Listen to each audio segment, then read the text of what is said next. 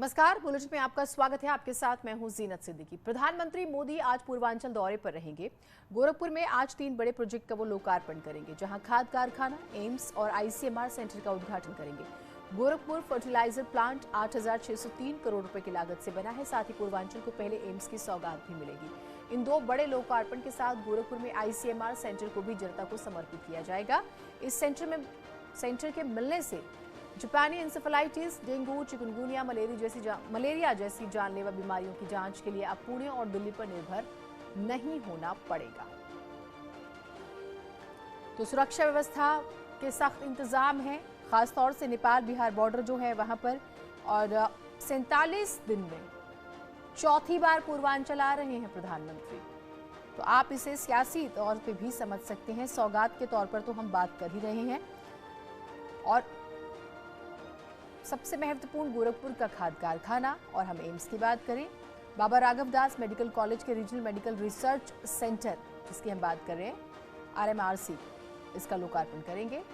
और देखिए, सबसे महत्वपूर्ण बात यह है कि प्रधानमंत्री बनने के बाद 2016 में खाद कारखाना और एम्स की नींव उन्होंने रखी थी। अब वो खुद अपने हाथों से इसे जनता को समर्पित करेंगे, यानी कि सिर्फ शिलान्यास नहीं किया बल्कि लोकार्पण भी कर रहे हैं।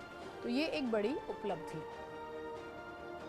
और मुख्यमंत्री योगी आदित्यनाथ ने खुद कमान संभाली हुई है। हर तरह से तैयारियों को लेकर जब हम बात करते हैं, ये माना जा रहा है कि प्रधानमंत्री मोदी सुबह 11:05 पर IAF-BB से दिल्ली एयरपोर्ट से प्रस्थान करेंगे। 12:15 बजे, ये मानिए कि 12:30 बजे करीब गोरखपुर एयरपोर्ट पर वो पहुंच जाएंगे। और फिर 12:30 बजे गोरखपुर खाद कारखाना के लिए वायुसेना के लिए हेलीकॉप्टर प्रस्थान करेंगे। और फिर दोपहर 1 बजे से 2:15 बजे तक फर्टिलाइजर प्लांट, फिर एम्स गोरखपुर सहित अन्य परियोजनाओं के लोकार्पण का पूरा ये कार्यक्रम है। एक विशाल जनसभा भी हो रही है, उसे भी संबोधित करेंगे। तो मिनट टू मिनट जो कार्यक्रम है वो भी हम आपको बता रहे हैं प्रधानमंत्री का। रामगोपाल हमारे साथ, हमारे सहयोगी जुड़े हुए हैं। रामगोपाल, 47 दिनों में चौथी बार पूर्वांचल आ रहे हैं प्रधानमंत्री। ये बहुत ही महत्वपूर्ण जानकारी हम अपने दर्शकों को दे रहे हैं।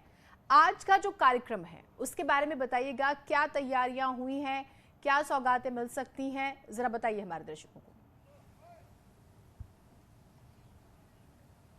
बिल्कुल, मिशन 2022 के लिए भाजपा जो है पूर्वांचल पे इस वक्त पूरी तरीके से फोकस कर रखी है और इसीलिए लगातार वो गोरखपुर के आसपास दौरा कर रहे हैं। अभी पिछले दिनों वो कुशीनगर आए, सिद्धार्थनगर आए, आज गोरखपुर आ रहे हैं।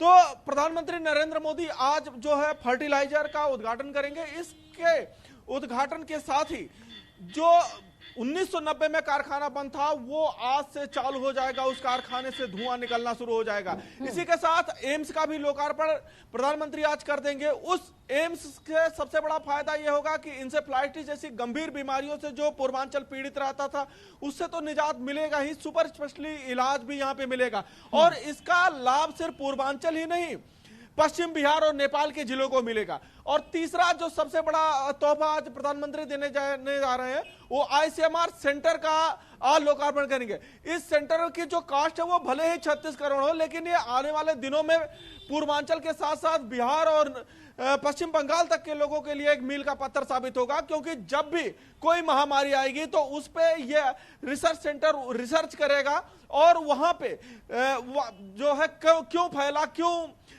इसको किस तरीके से रोका जाए, उस पे वो काम करेगा। साथ ही वैक्सीन निर्माण की प्रगति को भी करेगा।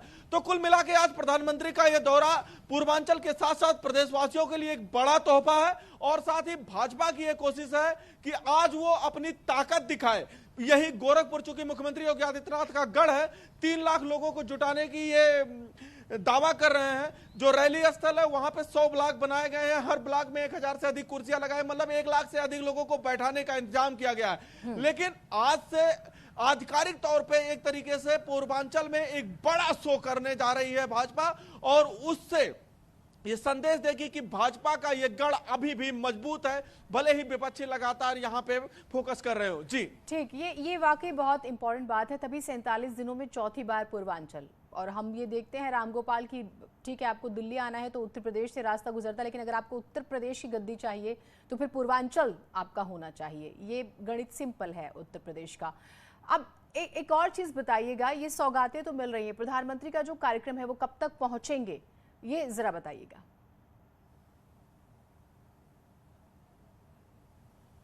प्रधानमंत्री नरेंद्र मोदी गोरखपुर एयरपोर्ट पे 12:25 पे पहुंच जाएंगे और उसके बाद वहां पे उनका स्वागत राज्यपाल और मुख्यमंत्री करेंगे और भाजपा के कुछ अन्य नेता भी वहां पे मौजूद रहेंगे। और फिर वहां से 3 हेलीकॉप्टर से वो फर्टिलाइजर के इसी मैदान पे जहां पे मैं खड़ा हूं यहां पे आएंगे और यहाँ पे एक प्रदर्शनी लगाई गई है जिसमें एम्स और फर्टिलाइजर की चित्र का था। उस प्रदर्शनी को वो अवलोकन करेंगे। उस अवलोकन के बाद फिर वो करीब 1 बजे वो मुख्य मंच पे पहुंचेंगे और वहां पे फिर जो भाजपा के वरिष्ठ नेता हैं, भाजपा के लोग हैं, वहां पे वो बैठेंगे। राज्यपाल और डिप्टी सीएम केशव मौर्य भी कार्यक्रम में मौजूद रहेंगे। फिर 1.25 घंटे का करीब कार्यक्रम है और उसके बाद 2:30 बजे के करीब वो यहां से निकलेंगे और 2:50 पे वो दिल्ली के लिए रवाना हो जाएंगे। ठीक, बहुत शुक्रिया आपका तमाम जानकारियों के लिए। माना जा रहा है कि तकरीबन 3000 बसें लगाई गई हैं जिससे कि तकरीबन 3 से 4 लाख लोग जो हैं इस जनसभा में पहुंचे। तमाम विधायक सांसदों की भी जिम्मेदारी लगाई गई है। तो ये एक बड़ा, आप इसे समझिए कि एक कार्यक्रम होने जा रहा है। आगे बढ़ते हैं। मेरठ में समाजवादी पार्टी और आरएलडी की आज साझा रैली होगी। इस रैली को संयुक्त परिवर्तन संदेश रैली का नाम दिया गया है।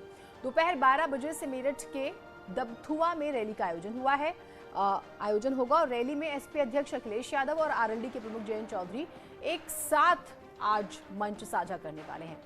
इस रैली में दोनों पार्टियों के बीच गठबंधन और सीट बंटवारा जो है इसको लेकर औपचारिक ऐलान हो जाएगा कि समाजवादी पार्टी यानी कि अखिलेश यादव, जयंत चौधरी की आरएलडी को कितनी सीटें दे रहे हैं पश्चिमी यूपी में, ये आज स्पष्ट हो जाएगा।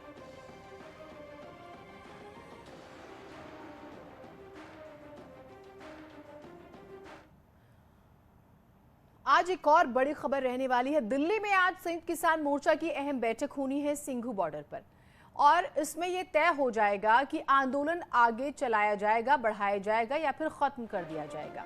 किसान अपने मुद्दों को लेकर डटे हुए हैं। किसान संयुक्त मोर्चा की बैठक को लेकर दिल्ली के सिंघू बॉर्डर पर हलचल तेज हो चुकी है। किसानों की तरफ से सरकार को दी गई डेडलाइन जो है दरअसल वो आज खत्म हो रही है। किसान एमएसपी पर गारंटी मांग रहे हैं, कानून बनाने की मांग कर रहे हैं और जो किसानों पर केस दर्ज हुए हैं वो वापस लेने की मांग कर रहे हैं। साथ ही साथ आंदोलन में मारे गए किसानों के परिवार वालों को मुआवजा देने के बारे में भी वो सरकार से कह रहे हैं कि अपना रुख सरकार स्पष्ट करे।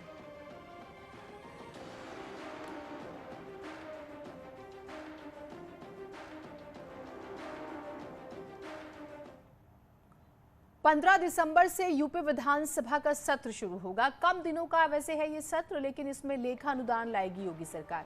4 महीने के लिए लेखानुदान लाया जाएगा। तो थोड़े वक्त बाद चुनाव में प्रवेश करने वाले हैं, उस लिहाज से बेहद ही महत्वपूर्ण इसे माना जा रहा है। विधानसभा के शीतकालीन सत्र की हम बात कर रहे हैं। ये लेखानुदान वित्तीय वर्ष 2022-23 के शुरुआती 4 महीने के लिए आएगा और क्योंकि देखिए चुनाव भी आने वाले हैं तो उसको लेकर हलचल तेज है।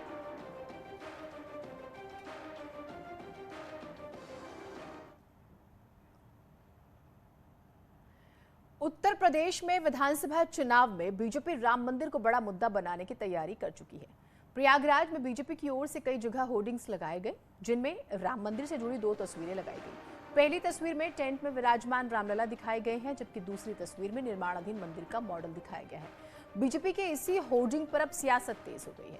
समाजवादी पार्टी ने बीजेपी पर आरोप लगाया कि दरअसल इनके पास कोई मुद्दा नहीं है और मुद्दे से भागने के लिए वो राम मंदिर का इस्तेमाल करें, जबकि बीजेपी का कहना है कि ये उनकी उपलब्धि है।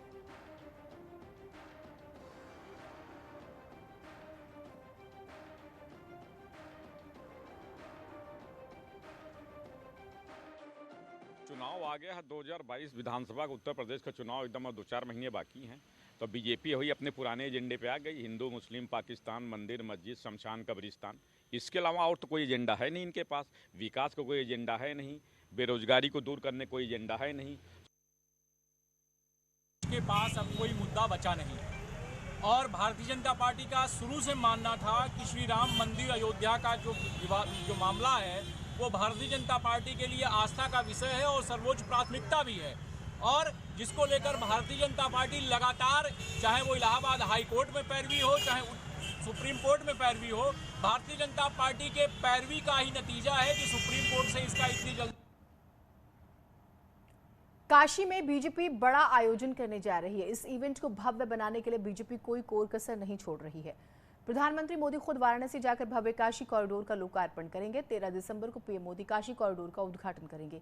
14 दिसंबर को गुड गवर्नेंस पर बड़ा सेमिनार होना है, तो 16 दिसंबर को योगी कैबिनेट की बैठक होनी है।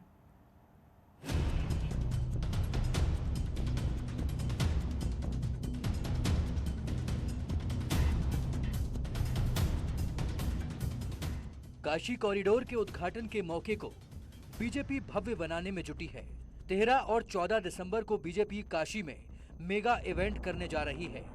13 दिसंबर को नए तरीके से बने काशी विश्वनाथ कॉरिडोर का पीएम मोदी उद्घाटन करेंगे।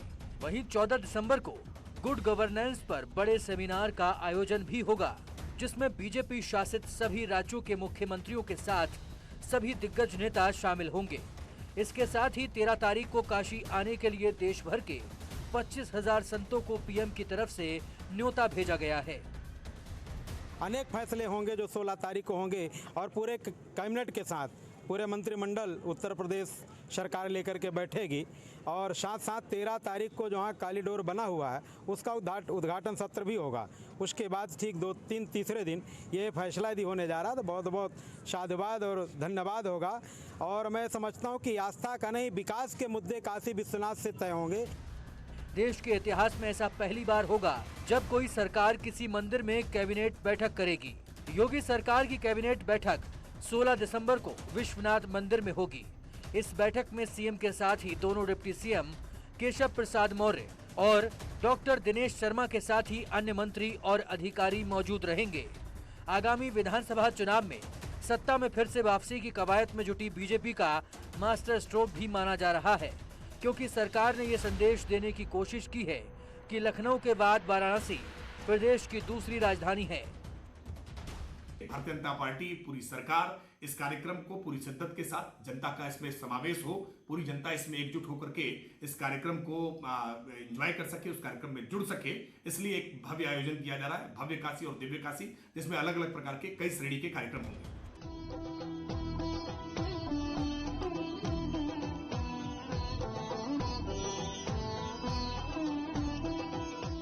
Bureau report, news 18।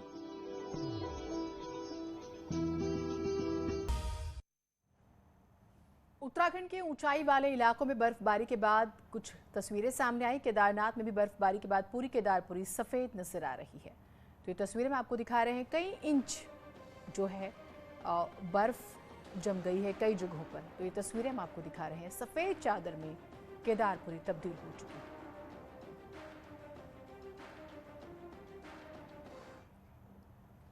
आसमान से पहली बार काशी कॉरिडोर के दर्शन। टीवी पर पहली बार आसमान से देखी काशी। आसमान से ऐसी दिखती है नव्य काशी। न्यूज़ 18 पर नभ से नव्य काशी के दर्शन सुबह 8:26 पर।